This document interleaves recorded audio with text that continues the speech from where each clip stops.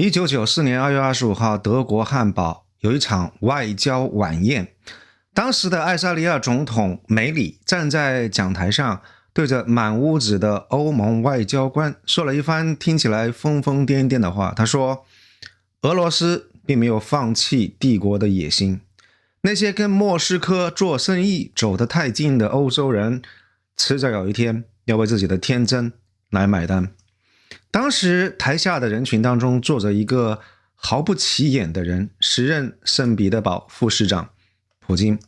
普京聽了幾分鐘之後實在忍不住了，臉色鐵青，然後站起來，皮鞋在古老的地板上發出刺耳的聲響，然後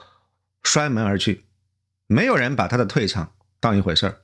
在1994年的歐洲，一個彈丸小國的總統愛沙尼亞當時總人口才130萬，還沒有北京朝陽區一個區的人口多，但是他竟然跟全世界說俄羅斯要搞事，聽起來的確是個笑話。你就好像是讓朝陽區居委會主任去聯合國安理會大會上發言，大概就是這麼一個非常有戲劇性的效果。西歐的報紙把波羅的海人的這個恐慌叫做是恐俄症，把他們的警告當作是創傷後遺症的條件反射。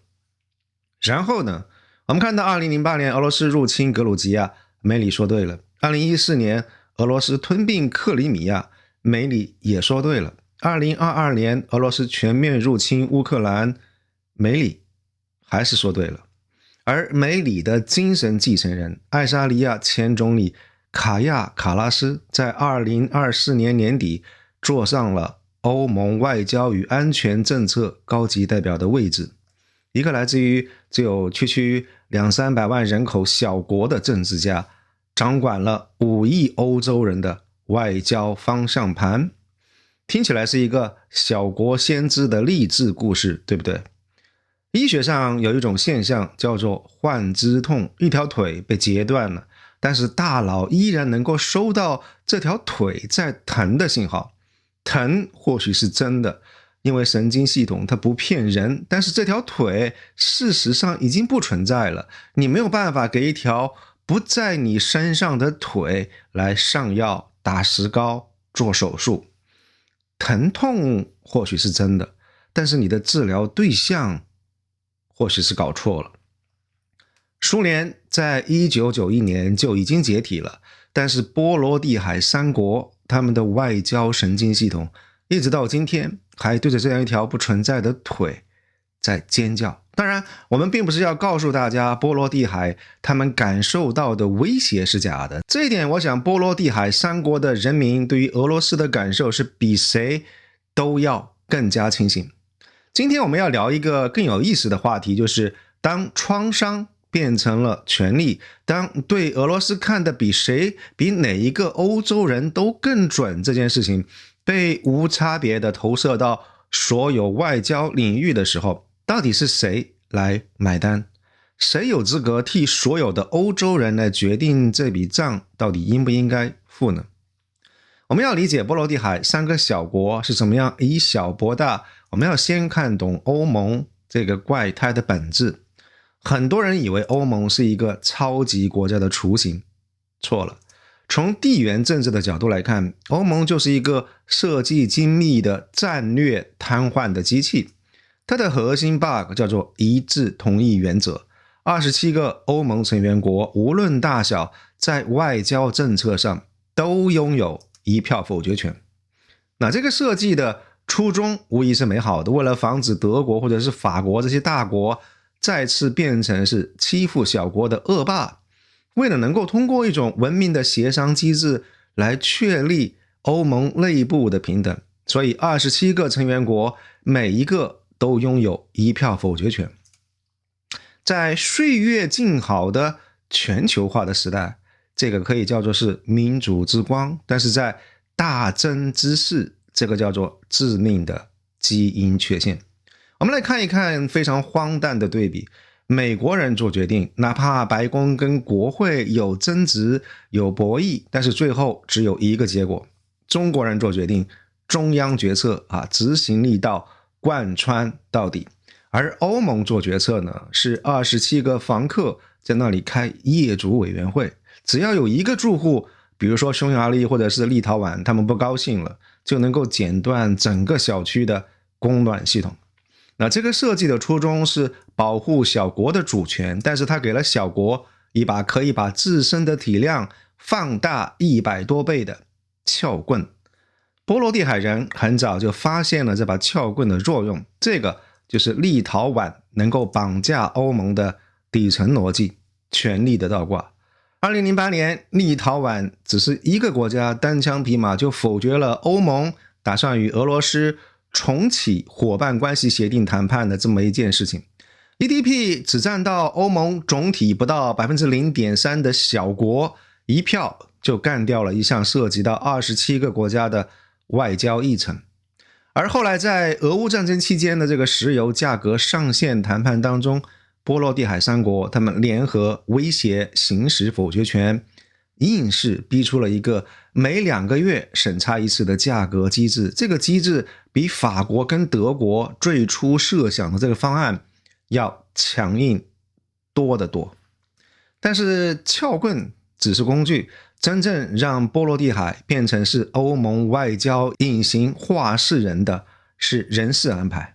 2024年2個關鍵的任命同時落地了，愛沙尼亞的卡亞卡拉斯出任歐盟外長與安全政策高級代表，而立陶宛的安德柳斯庫比柳斯出任歐盟的國防專員。2個波羅的海小國的政客同時掌控了歐盟的外交跟國防2個關鍵領域。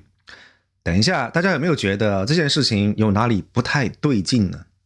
波羅的海3個小國合計人口不到600萬，比上海浦東一個新區的人口還要少，佔歐盟的 GDP 不到 1%， 但是他們擁有3張否決票，再加上剛才講到一些關鍵崗位的人事布局，這3個小國對於歐盟外交方向的把握跟影響力的這個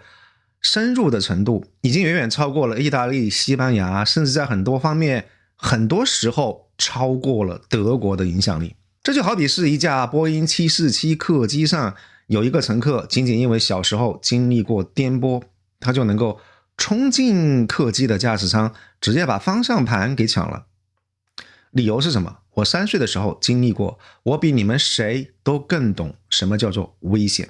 但問題的關鍵是什麼？是他從來沒有開過飛機，他只開過3輪。在人類歷史上，所有的強權體系都是核心決定邊緣，但是在歐盟恰恰相反，是邊緣可以綁架核心。這就導致了一個非常荒誕的後果，就是責任與權力的徹底脫鈎。地緣政治上有一條規律，就是誰掌舵誰買單，但是歐盟這些小國完全可以打破這條規律。立陶宛的外長，他可以在推特上當上一個英雄，他可以賺得國內的選票，他可以拿勳章，他可以有很多政治的利益。但是一旦這個政策失敗，工廠停工的是誰？是德國大眾，是法國的空客，是荷蘭的光刻機。喊口號的人不需要付代價，做決策的人他可以只管自己的利益，而付代價的人是喊不出声來的。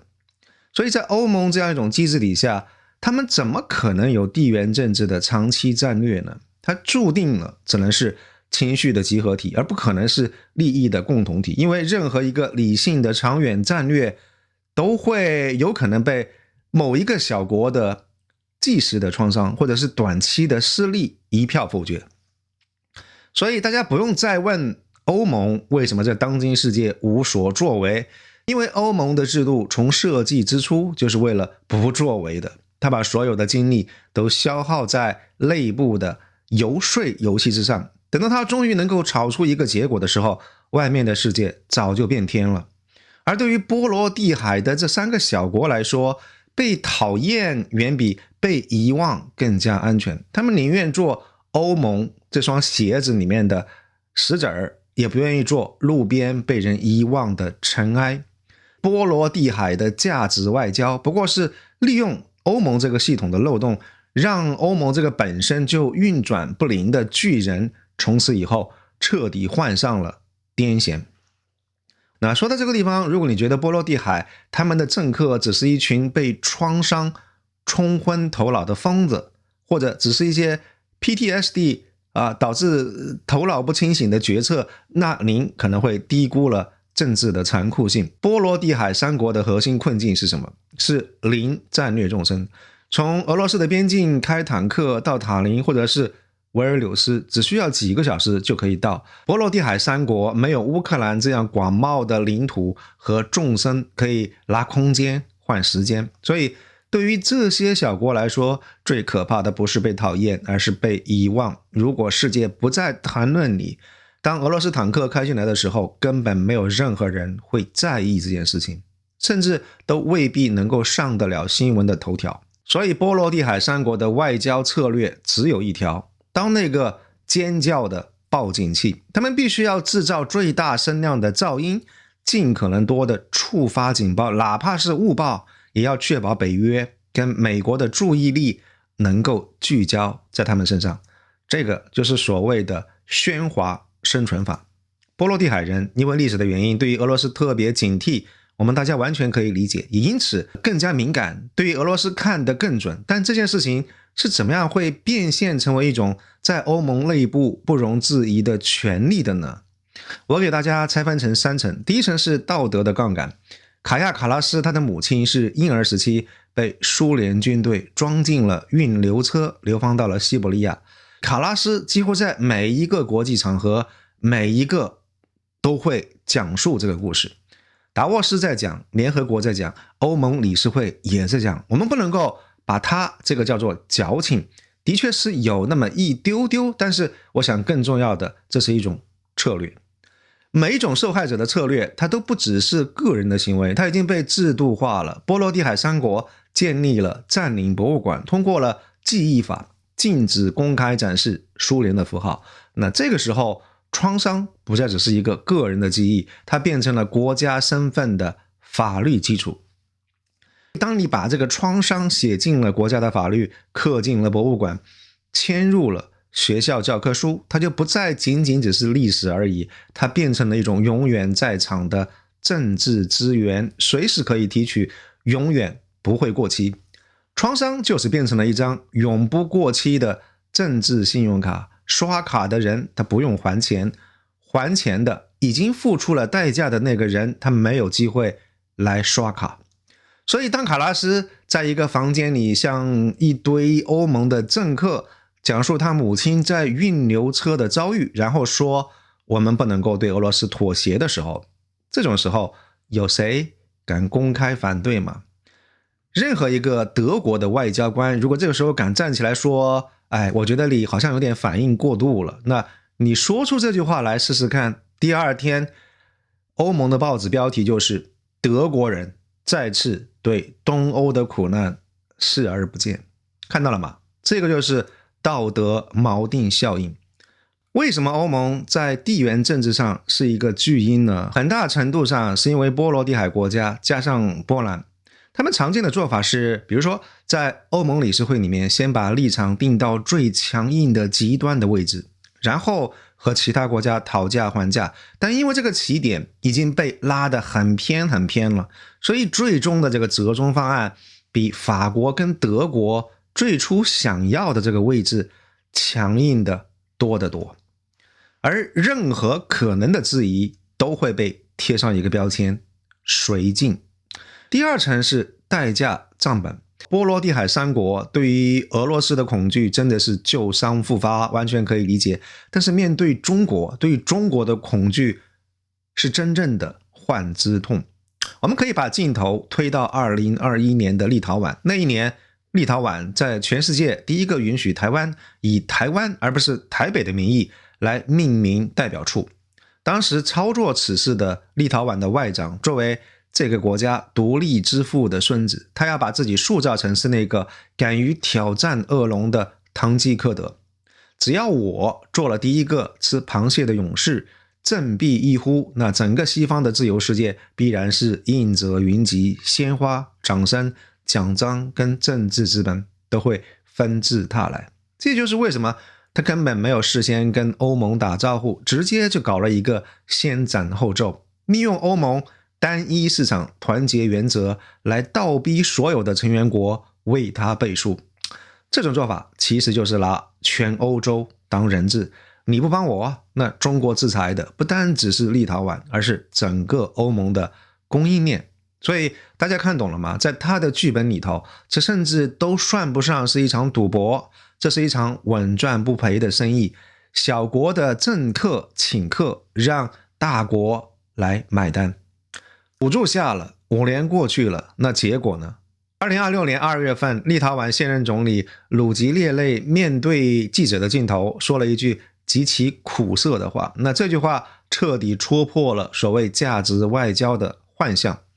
我們以為如果我們第一個帶頭做點什麼，世界會突然感激我們，但很可惜這件事情並沒有發生，根本沒人領情。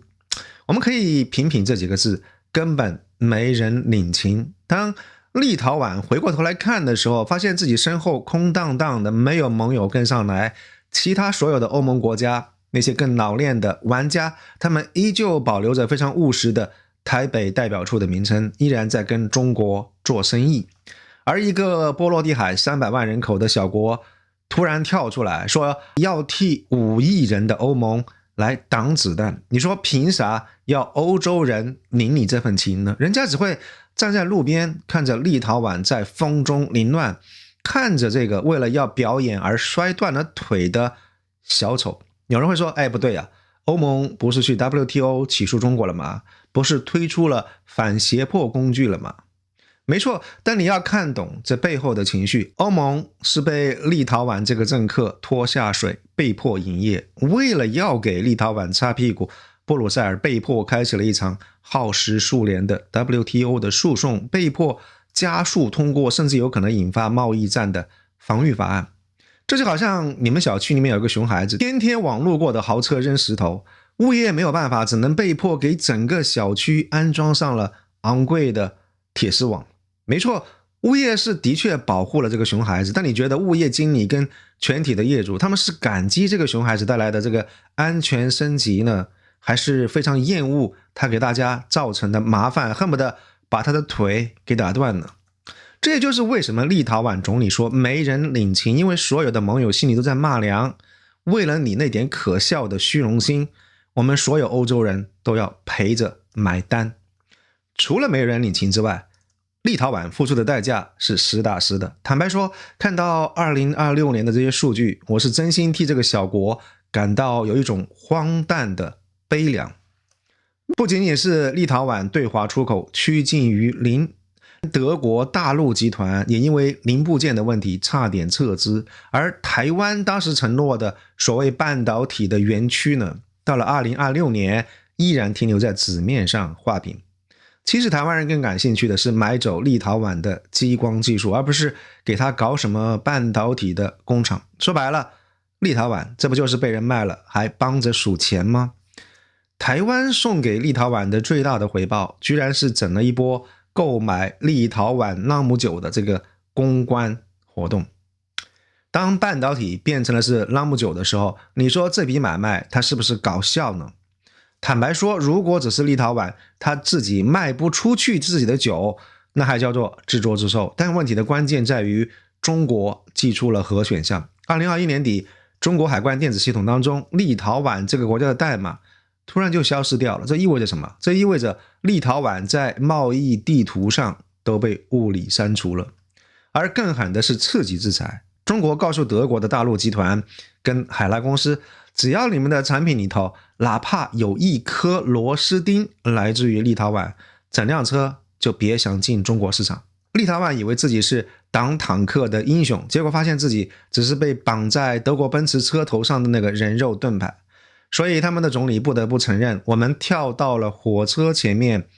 然後被撞飛了。而被火車撞飛還不是最慘烈的，最誅心的是，既然被撞倒了，那重新爬起來總可以了吧？所以他們早早向北京遞交了恢復關係的提案，但結果是什麼？沒有憤怒的駁回，沒有嚴厲的譴責，而是徹徹底底被無視了。直至今日，沒有任何回復。當初你立陶宛高調改名，對着全世界喊麥，覺得自己就是那個挑戰巨龍的勇士。而你現在低聲下氣求和，文件遞過去，連個自動回復的郵件都收不到。這就是外交場上最尷尬的處境。你想投降，對方甚至懶得接受你的白旗，因為中國的外交官他們早就全部撤離了，沒有人有興趣聽你的解釋。立陶宛現在是對着空氣道歉，對着盲音懺悔，所以他們的總理無奈地說，把時鐘撥回去是一個非常複雜的過程。翻譯成人話就是對方不接電話，連認錯的資格都沒有。這個也就說明了一個道理，在成年人的桌子上，你一旦為了表演掀翻了桌子，就別再指望別人還能夠讓你坐回來繼續吃飯。而第三層到底誰在收租？這個遊戲裡頭有一個坐在觀眾席上數錢的角色，美國國務院。美國每一年通過波羅的海安全倡議 BSI 向3個國家撥款2到3.5億個美刀。波羅的海這些國家拿到撥款以後，轉手來採購美國的武器，簽訂美國基建承包商的合同，買美國的液化天然氣。錢從美國國會發出來，繞了一圈又回到美國軍工企業跟能源公司的口袋裡頭。美國花出去這幾億美刀，得到的是一筆帶回扣的投資，還買了一個反華的先鋒，還附贈了歐盟外交的方向盤。這個算盤打的連華爾街都自嘆不如。更關鍵的是什麼？當立陶宛發現被打疼了以後，想把台灣代表處改回台北的時候，想給自己找一個台階下的時候，一隻大手按住了他們。2022年1月，《金融時報》白紙黑字爆料，美國的外交官私下明確向立陶宛施壓，警告他們絕對不要鬆口，不要改名。為什麼？因為如果這個時候立陶宛退後了，就等於是承認美國的抗中敘事在歐洲失敗了。美國人的邏輯非常簡單，是你自己立起來的牌坊，我不開口就不許倒。至於你到底疼不疼，那是你自己的事。所以立陶宛的外長當時可能覺得自己是美國的盟友，但是在那通電話裡頭，我想他應該突然間聽明白了，他根本就算不上是盟友，他只是耗材。波羅的海提供了道義先鋒的角色，美國提供安全承諾跟經濟補償，聽起來像是合作無間，但是當他想退後卻不讓退的時候，這個事實告訴他，你這根本就不是合作，你這是共生變脅迫。聽起來跟我們上一集講的這個日本的邏輯是一模一樣的。1948年，美國為了反蘇放了岸信介，讓戰犯當了首相。2026年，美國為了反華，他撥了日本和平憲法的瓶塞。而在波羅的海，美國也是同樣的做法，先鼓勵你跳到火車面前，然後按住不讓你退後。不同的棋盤，同一套劇本。其實整件事情我感覺是非常的荒誕，因為小國的政客要表演，他要一個更大的舞台。波羅的海的國家付出了經濟的代價，歐盟付出了外交信譽作為成本，而美國收割了地缘政治的紅利。這就好比是一個患肢痛的患者，他終於坐進了歐盟這個波音747的駕駛艙，他踩的每一腳剎車，每一腳油門，背後都是那樣一條不存在的腿在指揮。全飛機的乘客都得跟着他顛簸，但是油費要他們自己來湊。那如果你聽到這個地方覺得波羅的海人就是一群被 PTSD 驅動的非理性的玩家，那可能不太客觀。2014年，立陶宛他們花了一筆當時看起來非常荒唐的錢，租了一艘浮式液化天然氣的終端，取名叫做獨立號。歐洲這個能源圈當時嘲笑立陶宛的做法是最昂貴的政治姿態，花了冤枉錢就是為了證明自己不怕俄羅斯。恐俄症發作了吧？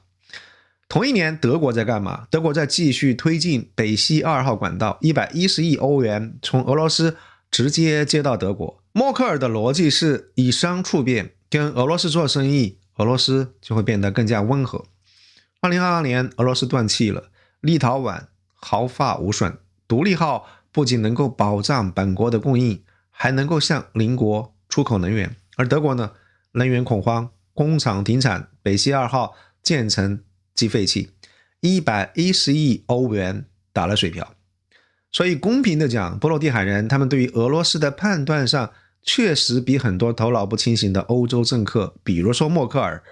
要清醒。但問題在於，對於俄羅斯清醒，不代表對一切都清醒。你懂俄羅斯，不代表你懂全世界。你鄰居家曾經着過火，你從此看到什麼都像着火，烤箱像是着火，暖氣像是着火，聞到任何一丁點味道，你都懷疑是着火。這個就是波羅的海外交的現狀。對於俄羅斯的恐懼或許是理性的。立陶宛這個小國在台灣代表處這件事情上的折騰，很難用理性的安全評估框架來解釋。對於俄羅斯強硬，或許等於一個合理的預判。對於中國強硬，到底是什麼呢？是一個創傷的投射嗎？為什麼同樣一種歷史的創傷，在不同的國家會產出完全相反的外交人格呢？我們做一個簡單的對比啊。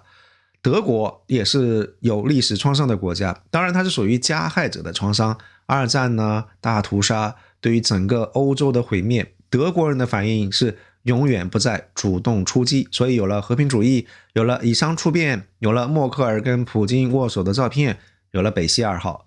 波羅的海國家的創傷屬於受害者的創傷，波羅的海人的反應是永遠不再被動挨打，於是才有了更加激進的外交主張。加害者的後代學會了克制，受害者的後代學會了反擊。但這個不僅僅只是心理學，這個是安全結構的差異。德國為什麼敢搞貿易和平論？是因為德國周圍全是盟友，它處於北約安全傘的最中心的位置，即便天塌下來，也有波蘭跟波羅的海這些國家作為它的緩衝地帶先頂着。德國有安全感，所以德國敢談生意。而波羅的海幾個國家呢，他們就是那個緩衝帶，他們背靠大海，直面大熊，他們腳下沒有退路。所以這樣一種極度的不安全感，導致了這些國家他們必須要把一切問題都安全化。買天然氣不是為了買能源，是買獨立。搞 5G 建設不是為了搞基建，而是為了防止滲透。連台灣開一個辦事處都能夠被上升到了自由世界生死存亡的高度。這樣一種安全化的邏輯在他們國內也是無敌的。在立陶宛或者是愛沙尼亞的國內選舉當中，比的不是誰能夠搞好經濟，而是誰對敵人更狠。如果你敢說我們要務實平衡，那你的對手立刻就會給你貼上普京代理人的標籤。國內的選票激勵加上國際政治的生存焦慮，共同制造了這樣一台根本停不下來的激進機器。所以當我們看到卡拉斯在歐盟拍桌子的時候，他不僅僅是在宣洩個人的情緒，也是在為愛沙尼亞爭取生存的能見度。只不過這樣一種把國家生存跟全歐利益強行捆綁的做法，正在透支歐盟的未來。還有一個更加深刻的反諷，對於德國和波羅的海來說，他們同一個歐盟卻扮演了完全不同的角色。德國通過加入歐盟獲得了一個超越民族主義的新身份——歐洲人。那這個身份溶解了德國民族主義，讓德國可以坦誠地反思歷史，因為反思不再是對於德國民族的控訴，而是對於歐洲文明的進化。反思歷史成了入場券，成了融入歐洲的一個方式。而波羅的海加入歐盟以後，獲得的不是替代身份，而是放大器。歐盟的這個否決的機制，把他們的創傷從國內的記憶變成的是全歐的政策。一個小國的記憶法，當它變成是歐盟的對俄政策的時候，就約束了歐盟5億人的外交方向。同一個歐盟對於德國是西式民族主義的這個溶劑，對於波羅的海是放大創傷的擴音器。但是說實話，理解歸理解，兩種不同的反應都不是特別理性。德國的貿易和平論是一種自欺欺人，默克爾以為跟普京做生意就能夠促成改變。北溪2號的這個廢墟已經給出了答案。波羅的海的零和安全觀也是一種執念，你把對俄羅斯的這個恐懼投射到中國，最後先把自己的經濟給幹廢掉了。心理學家沃爾坎有一個概念叫做時間坍縮，它不是文學修辭，而是實證政治心理學。他研究了多個經歷過集體創傷的族群，他發現創傷的記憶會通過家庭的敘事儀式和制度沉澱在後代的心理結構當中。當外部的事件觸發了類似的模式，比如說波羅的海人看到布查慘案的電視畫面的時候，他們的大腦不是在處理2022年的新聞，而是在重新經歷1949年的驅逐和屠戮。祖母在運牛車裡面曾經經歷過的恐懼，穿越了75年，在孫輩的神經系統裡頭被重新激活了。所以我們不能夠說波羅的海人他們是不理性，他們其實是在用另外一套時間系統在運行，他們活在一個1949年和2022年疊加在一起的時空裡面。這也就解釋了為什麼波羅的海三國對於俄羅斯的判斷如此的精準，因為他们從來都未曾離開過那個時空。那這也解釋了為什麼他們有些人對中國有執念，因為活在1949年的時空裡頭，凡是敵人的朋友都該死，因為活在1949年的時空裡頭，他們認識不到中國已經惹不起了。而這個也就引出了最後的一個問題，就是歷史的創傷能否被理性馴服，還是說它注定要在某一個時刻來接管方向盤呢？波羅的海的創傷是真實的，50年蘇聯佔領，9萬人被流放到西伯利亞，3代人活在被滅國的恐懼當中，這種疼痛不需要任何外人來認證。波羅的海的預判也是準確的。梅里1994年看穿了普京，獨立號2014年救了他們的國家，2022年的這個戰爭驗證了他們所有的預警。愛沙尼亞拿出 GDP 的 3.6% 援助烏克蘭，全球第一，這種勇氣值得尊重。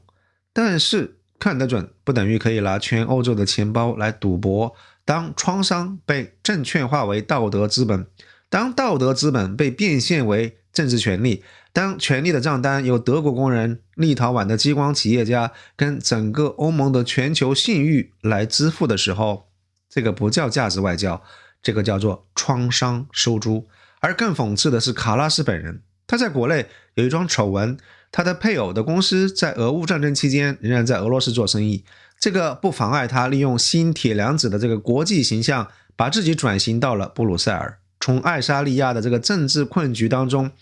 金蟬脫殼，成為歐盟的外交掌舵人。卡拉斯說自由無價，對，但賬單不是他付的，而且人家還升官發財了。繞了一大圈，其實就3個問題。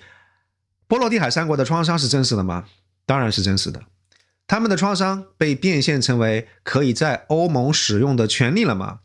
的確是兌現了。那權利的代價到底由誰來承擔？而這些人有話語權嗎？說實話，沒有。舉一個例子，愛沙尼亞有1/4的人口是俄語的族裔，在價值外交的敘事裡頭，他們被自動歸類為國內的第5縱隊，是潛在的俄羅斯代理人。為什麼呢？因為只有 3% 的俄語人口支持政府的對烏克蘭政策。大家要注意一下，這裡說的不是說這些人支持普京，僅僅因為他們不贊同對於烏克蘭的政策，就被當成是創傷敘事的附帶損害品。本國1/4的國民都因此被歧視，那唱高調的價值外交到底保護了誰的價值呢？立陶宛總理說我們跳到了火車前面，但真正的問題不是火車，而是下次看到鐵軌的時候，你能不能忍住不跳下去？創傷跟理性之間的這條線，你能夠畫得清嗎？如果你連自己都畫不清，你憑什麼讓別人替你的創傷來買單呢？整場戲最荒唐的地方在於，波羅的海人拿着一張30年前開出的處方，要全歐洲跟他們一起吃藥，但是現在還要拿同一張處方去治中國，去治全球，去治一切讓他們感覺不舒服的東西。一張處方包治百病，這個不叫醫學，這個叫做巫術。立陶宛的故事2021年可以叫做是勇氣，2026年他自己叫做錯誤，不是事實變了，是大家不再需要這個故事了。小國的尊嚴往往是大國博弈的耗材。雖然現在有了歐盟這個舞台，可以把創傷放大變成是政治權利，但是把創傷當飯吃，終有一天難免會被歷史給噎死。小國的悲哀在於身不由己，而歐盟的悲哀在於它明明擁有大國的體量，卻主動選擇了一套小國的生存邏輯。當一個擁有核武器、航母跟頂級工業的歐洲，甘願被業主委員會的這個規則束縛，被邊緣小國的創傷跟 PTSD 牽着鼻子走的時候，歐盟就不再是棋手，而注定要淪為大國博弈的棋盤。混亂從此以後不是副作用，混亂就是歐盟這個決策機制的產品。我是艾森，感謝大家收看我們的視頻，下期節目再見，謝謝大家。